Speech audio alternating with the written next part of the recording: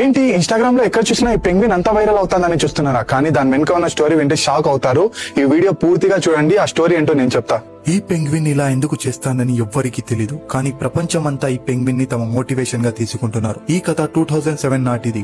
అప్పుడు Warner Herzog Antarctica మీద documentary చేస్తున్నారు. అకస్మాత్తుగా వారి చూపు పెంగ్విన్స్ గుంపు మీద పడింది. థౌజండ్స్ ఆఫ్ పెంగ్విన్ ఫుడ్ కోసం సముద్రం వైపు వెళ్తున్నాయి. అప్పుడే వారి దృష్టి ఇంకొక పెంగ్విన్ మీద పడింది. అది ఒంటరిగా నిలబడి ఉంది. సముద్రం వైపు వెళ్లకుండా సముద్రం నుంచి 70 కిలోమీటర్ దూరంలో ఉన్న మౌంటైన్స్ వైపు స్టార్ట్ అయింది. ఆ పెంగ్విన్ కి తెలుసు మౌంటైన్ వైపు ఆహారం దొరకదని. అక్కడ ఉన్నది కేవలం మరణమే. అయినా కూడా మరణాన్ని ఛాలెంజ్ చేస్తూ ముందుకు వెళ్ళింది. ఇలా ఎందుకు చేసిందని ఎవ్వరికీ తెలీదు. అప్పుడు డాక్టర్ ఎనిలే చెప్పారు, ఆ పెంగ్విన్ ఇప్పుడు తిరిగి రాదు. మనం ఎంత బలవంతం చేసినా వెనక్కి లాగినా అది ముందుకే సాగుతుందని. దీని రీజన్ సైన్స్ దగ్గర కూడా లేదు. అయినా డాక్టర్ ఎనిలే చెప్తారు, కొన్ని పెంగ్విన్ మెంటల్ స్టేట్ ఇలా ఉంటుంది. అవి సోషల్ ఐసోలేషన్ ఫీల్ అవుతాయి. అప్పుడు ఎవ్వరి మాట వినవు. తమ పార్ట్ ని తమే సెలెక్ట్ చేసుకుంటాయి. తమ దారే కరెక్ట్ గా భావిస్తాయి.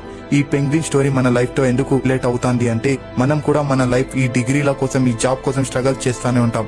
కానీ మన మెంటల్ పీస్ ఎక్కడ వెళ్తుందో మనకే తెలీదు.